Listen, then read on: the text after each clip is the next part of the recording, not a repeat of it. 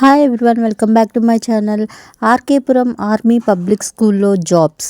సికింద్రాబాద్లోని RK Puram RK public స్కూల్లో 2025-26 విద్యా సంవత్సరం కొరకు పలు టీచింగ్ పోస్టుల భర్తీ కోసం ప్రకటన విడుదల చేశారు.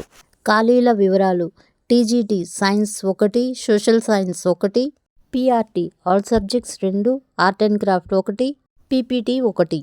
అర్హతలు: టీజీటీ డిగ్రీ అండ్ బీఈడీ, వేతనం 38,000.